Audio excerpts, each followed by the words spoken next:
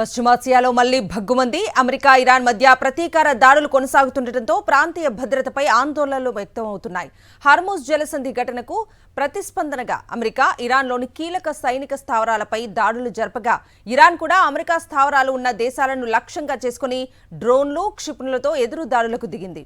అంతర్జాతీయ జలమార్గాల్లో వాణిజ్య నౌకలపై దాడులు పెరుగుతుండటంతో భారత్ తీవ్ర ఆందోళన వ్యక్తం చేసింది. పశ్చిమాసియాలో శాంతి ప్రయత్నాలకు తీవ్ర విఘాతం కలిగించే పరిణామాలు చోటు చేసుకుంటున్నాయి. హర్ముజ్ జలసంధిపై గస్తీ విధుల్లో ఉన్న అమెరికా అపాచీ హెలికాప్టర్ కూల్చివేత ఘటనకు ప్రతీకారంగా అమెరికా బుధవారం ఇరాన్పై దాడులకు దిగింది. ఇరాన్లోని బందర్ అబ్బాస్ నౌకాశ్రయం, కెల్మ్ దివి పరిసర ప్రాంతాల్లో ఉన్న నిఘా రాడార్ వ్యవస్థలు, గ్రౌండ్ కంట్రోల్ స్టేషన్లు, వైమానిక స్థావరాలపై అమెరికా యుద్ధ విమానాలు దాడులు జరిపినట్లు అమెరికా మిలిటరీ సెంట్రల్ కమాండ్ ప్రకటించింది.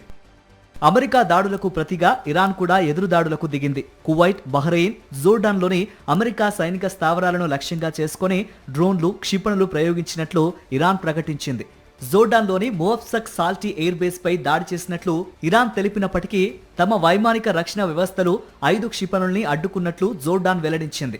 అలాగే ఇరాన్ నుంచి వచ్చిన డ్రోన్లు, క్షిపణుల్ని తాము కూడా అడ్డుకున్నట్లు బహ్రెయిన్, కువైట్ ప్రభుత్వాలు ప్రకటించాయి. ఉద్రిక్తతలు కొనసాగుతున్న వేళ అంతర్జాతీయ సముద్ర మార్గాల్లోనూ భద్రతా ఆందోళనలు పెరుగుతున్నాయి. గల్ఫ్ ఆఫ్ ఏడెన్లో ఒక సరుకు రవాణా నౌకపై చిన్న పడవతో దాడి జరగ్గా నౌకలోని భద్రతా సిబ్బంది ఆ దాడిని తిప్పికొట్టారు. ఈ ఘటన వెనుక హౌతీ తిరుగుబాటుదారుల ప్రమేయం ఉండొచ్చన్న అనుమానాలు వ్యక్తమవుతున్నాయి. ఇదిలా ఉండగా అమెరికాతో చర్చలను ఇరాన్ కావాలని ఆలస్యం చేస్తోందని ఆరోపిస్తూ ఇందుకు తగిన ప్రతిఫలం చవిచూడక తప్పదని ట్రంప్ హెచ్చరించారు.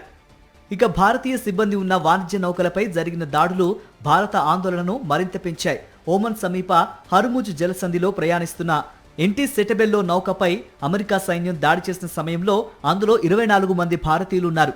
ఘటనలో 3 గల్లంతవగా 21 మందిని సురక్షితంగా రక్షించినట్లు భారత విదేశాంగ శాఖ వెల్లడించింది. అయితే ఇప్పటికే మరో భారతీయ సిబ్బంది ఉన్న చమురు నౌకపై దాడి జరిగిన నేపథ్యంలో తాజా ఘటనపై భారత్ తీవ్ర ఆగ్రహం వ్యక్తం చేసింది. మరిన్ని అప్డేట్స్ కోసం ఛానల్ ను సబ్స్క్రైబ్ చేయండి. నోటిఫికేషన్స్ కోసం బెల్ ఐకాన్ పై క్లిక్ చేయండి.